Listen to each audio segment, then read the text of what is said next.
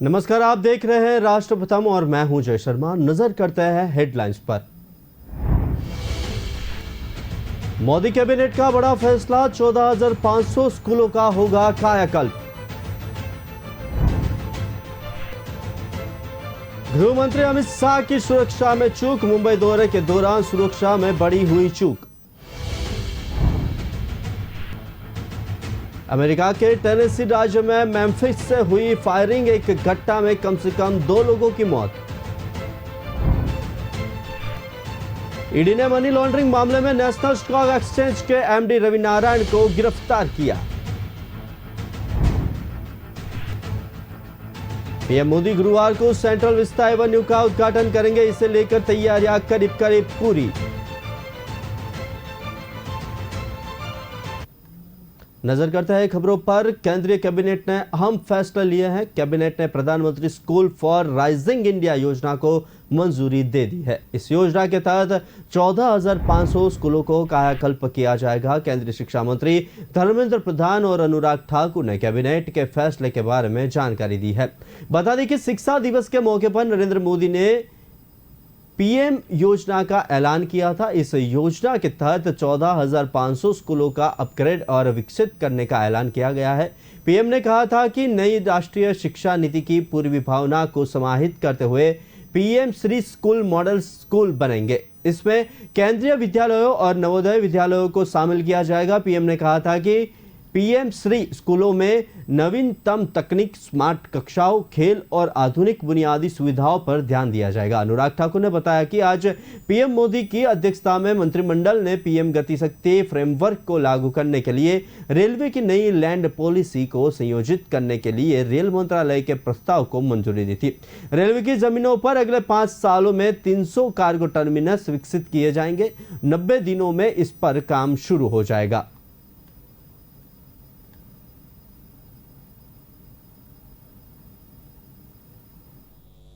Prime ministers schools for rising India, prime minister school for rising India PM Shri के नाम पे एक आदर्श विद्यालय, एक सर्वश्रेष्ठ विद्यालय, एक मॉडल स्कूल बनाने के लिए आज कैबिनेट ने मंजूरी दी है। 2022 से 27 साल 2022 से 2027 तक 5 साल के अंदर 27,360 करोड़ रुपया की लागत से लगभग 28,000, लेकिन एग्जैक्टली 27,360 करोड़ रुपया, 14,597 यानी 600 भी आप कह सकते हैं, 14,597 इतने स्कूल की गुणवत्ता बढ़ाने के लिए, नया नेतृत्व खड़ा करने के लिए, एक का ब्लॉक में 2 स्कूल बन जाए। एनईपी ने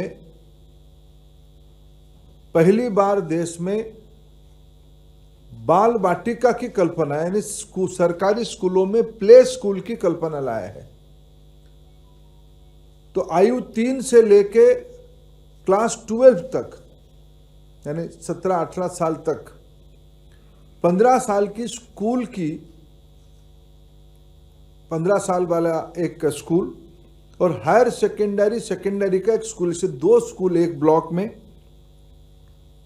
एक केंद्रीय योजना लागू की जाएगी। स्कूलों की चयन राज्य सरकारों से वार्ता करके, उनसे अभी तक जो हमने योजना बनाई उनसे निरंतर सभी राज्यों से चर्चा हुई है।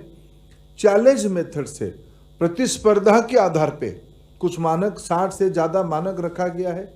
स्कूल की पक्की बिल्डिंग होनी चाहिए, स्कूल में बिजली होनी चाहिए, स्कूल में टॉयलेट बॉयज़ गर्ल्स के लिए अलग होनी चाहिए, पीने की पानी की सुविधा होनी चाहिए, प्लेग्राउंड होनी चाहिए, बाउंड्री होनी चाहिए। ऐसे 60 पॉइंटर्स हमने लिखा है।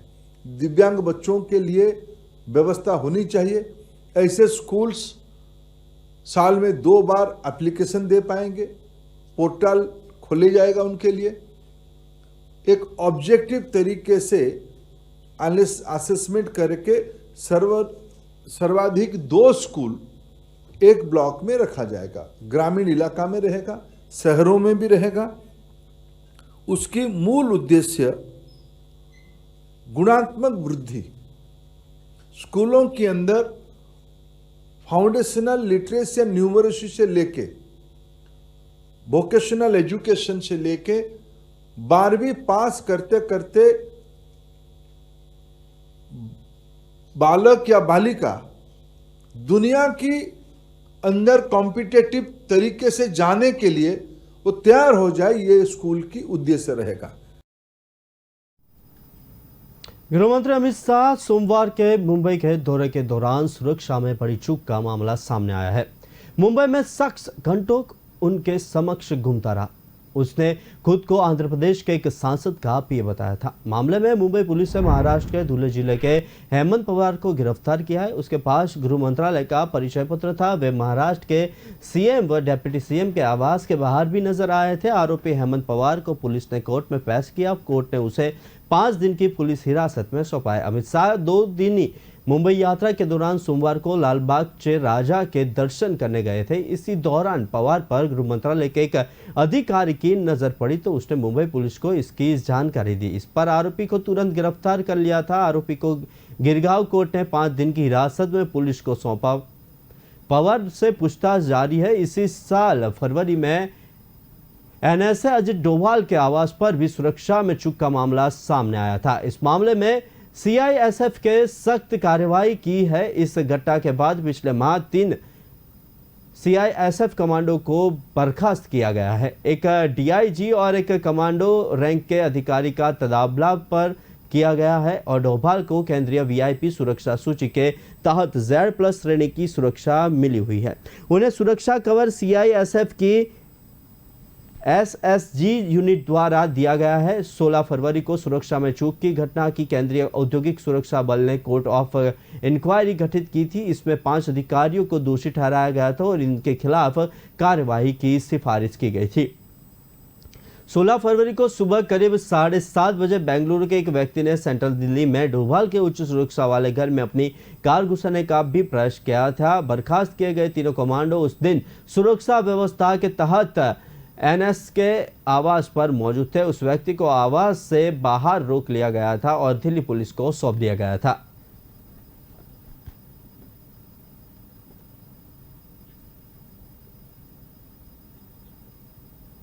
अमेरिका में एक 19 साल के शख्स ने गुरुवार को मेम्फिस शहर में कथित तौर पर फायरिंग की और फेसबुक पर इस घटना की लाइव स्ट्रीमिंग की।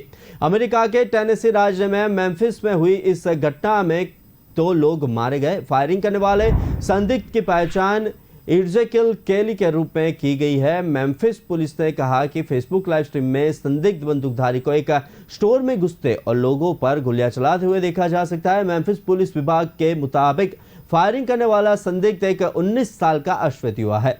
बताया जा रहा है कि इज़ेकियल केली नामक इस शख्स ने कथित तौर पर मेम्फिस शहर के चारों ओर घूमते हुए लोगों पर अंधाधुंध गोलियां चलाई। उसने शहर में कई जगह फायरिंग की। बीएनओ न्यूज की एक खबर के मुताबिक संदिग्ध शूटर की गाड़ी बाद में दुर्घटनाग्रस्त हो गई। घटनास्थल से भागते हुए संदिग्ध ने एक ग्रे टोयोटा एसयूवी को टक्कर मार दिया। इस हादसे में टोयोटा एसयूवी का चालक घायल हो गया। लोकल मीडिया की एक खबर के अनुसार फायरिंग को अंजाम देने वाला संदिग्ध अभी भी फरार है और तलाशी अभियान शुरू कर दिया गया है। पुलिस ने उसकी एक तस्वीर जारी की और मेम्फिस के निवासियों को जब तक ये मामला हल नहीं हो जाता तब तक घर के अंदर रहने की सलाह दी है।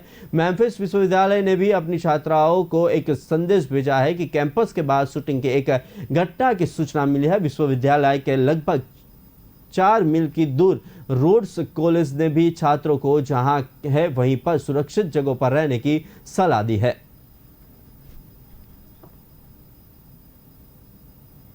ईडी ने मंगलवार को मनी लॉन्ड्रिंग मामले में नेशनल स्टॉक एक्सचेंज के पूर्व सीईओ और एमडी रवि नारायण को गिरफ्तार किया। नारायण पर कोलोकेशन स्कैम और कर्मचारियों की फोन टैपिंग से जुड़े होने का आरोप है। वे अप्रैल 1974 से 31 मार्च 2013 तक एक्सचेंज के मैनेजिंग डायरेक्टर और चीफ एग्जीक्यूटिव ऑफिसर थे।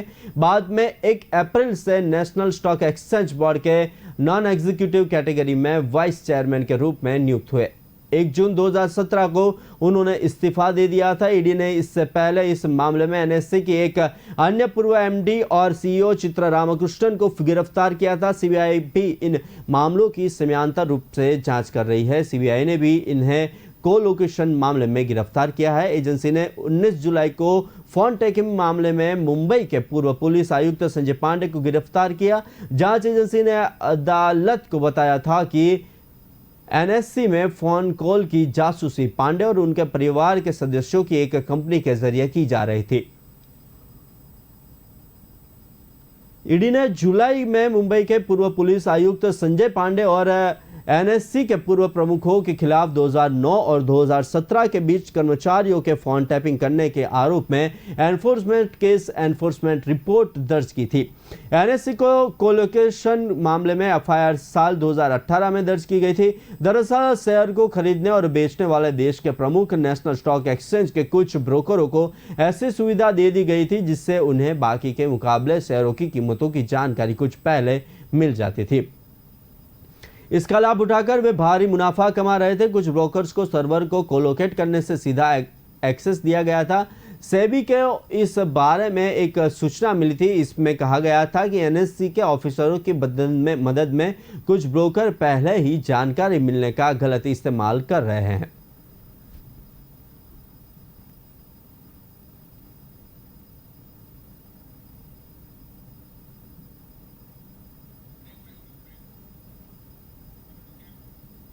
वक्त हुआ एक छोटे से ब्रेक का, लेते एक ब्रेक।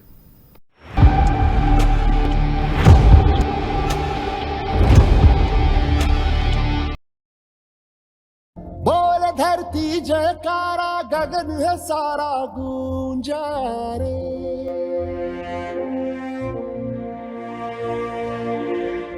जग में लहराया न्यारा ध्वज है हमारा ऊंचा रे।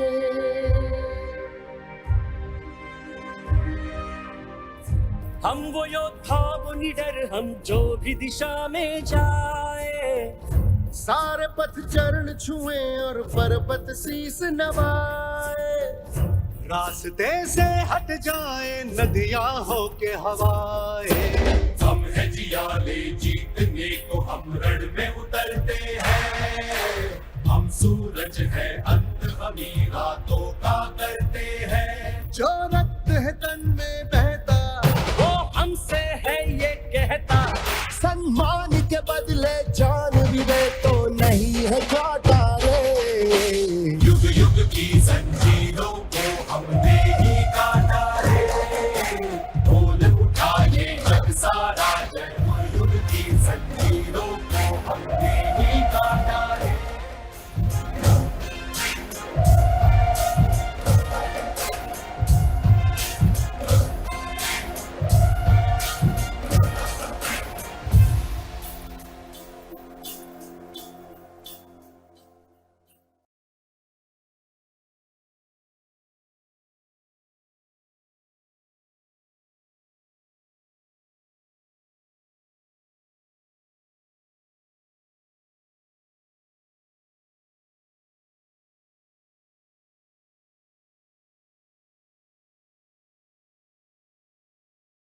बोल धरती जयकारा, गगन है सारा गूंजा रे।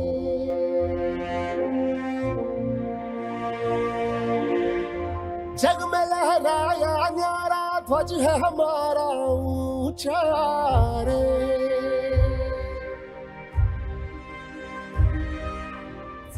हम वो योद्धा वो निडर, हम जो भी दिशा में जाए, सारे पथ चरण छुए और पर्वत शीस नवाए। रास्ते से हट जाए नदियां हो के हवाए। हम है जियाले जीतने को, हम रण में उतरते हैं। हम सूरज है अंत हमी रातों का करते हैं। जो रक्त है तन में बहता, वो हमसे है ये कहता। सम्मान के बदले जान भी दे तो नहीं है घाटा रे। युग युग की जंजीरों को हमने ही काटा रे। बोल उठा ये जग सारा जय, युग की जंजीरों को हमने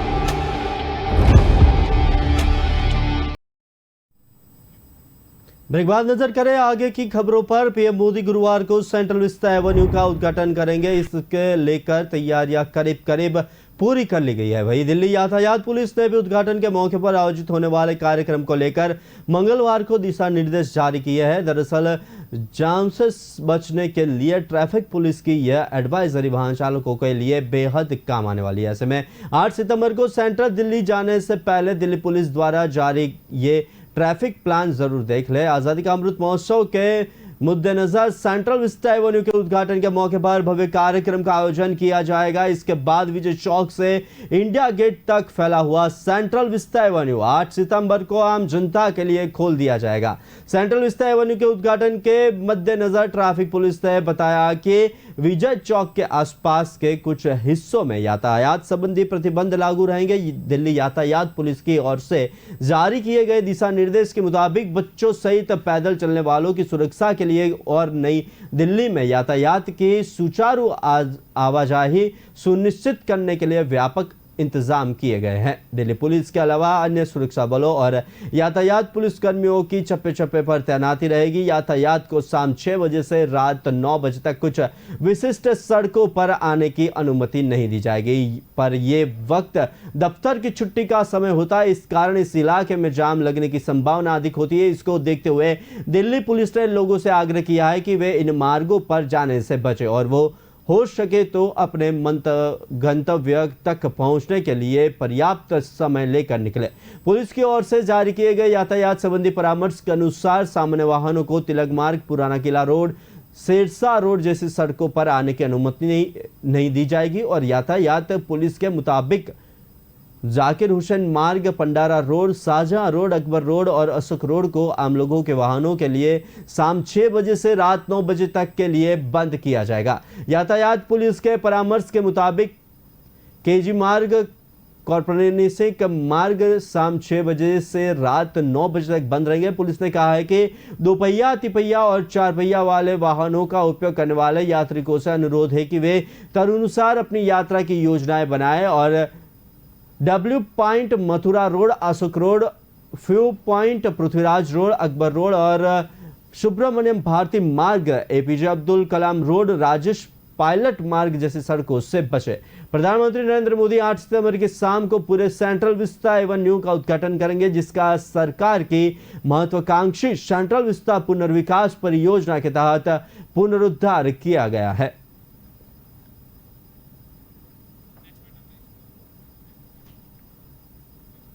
चंडीगढ़ एक लैंडलॉक शहर है जहां जमीन काफी कम है। सौर ऊर्जा के महत्व को देखते हुए सभी बड़ी इमारतों पर सौर पैनल लगा दिए गए हैं। अब लेक में पानी की सतह पर भी सोलर पैनल लगाए जा रहे हैं। शुरुआत धनास की लेक से हुई है। यहां पहली बार 500 किलोवोल्ट का फ्लोटिंग सोलर पैनल लगाया गया है। इसका काम लगभग पूरा हो चुका है और 1 महीने में ये काम करना भी शुरू कर देगा। Chandigarh renewable energy and science and technology promotion society की तरफ से प्रोजेक्ट लाया गया है कि विभाग के अनुसार ये चंडीगढ़ का सबसे बड़ा प्रोजेक्ट है।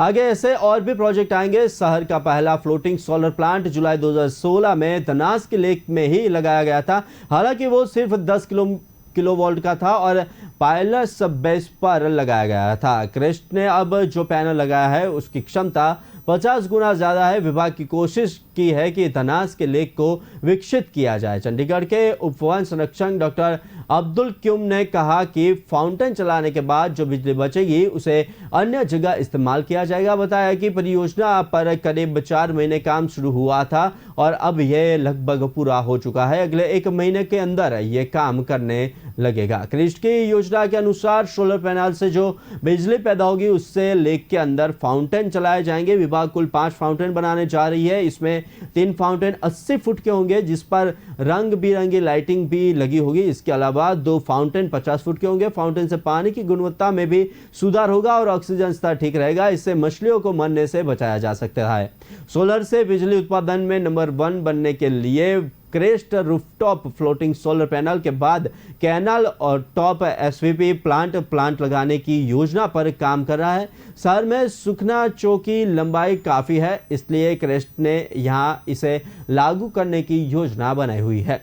शुरुआत में 500 मीटर की दूरी तक सोलर पैनल लगाए जाएंगे। इसके अलावा वाटर वर्क्स सेक्टर 39 के 2 मेगावाट का फ्लोटिंग एसवीपी प्लांट और गार्डन ऑफ कॉनिकर्स सेक्टर 42 के सामने एंचो में 2 megavolt canal top SVP power plant, Patiala की राव में 2 megavolt canal top SVP power plant लगाए जाएंगे। क्रिस्ट ने सौर ऊर्जा से 15 अगस्त 2023 तक बिजली उत्पादन का लक्ष्य निर्धारित किया है। ये वर्तमान में पूरे शहर के बिजली खपत का करीब 34% है। क्रिस्ट के सीईओ देवेंद्र दलाई के अनुसार शहर में 4200 साइटों पर 50 मेगावाट के ग्रिड से जुड़े रूफटॉप सोलर प्लांट पहले ही चंडीगढ़ में स्थापित और चालू किए जा चुके हैं। बता दें कि यूटी प्रशासन ने 500 वर्ग गज या इससे अधिकार एरिया के सभी और इमारतों पर सोलर प्रोजेक्ट लगाना अनिवार्य किया हुआ है।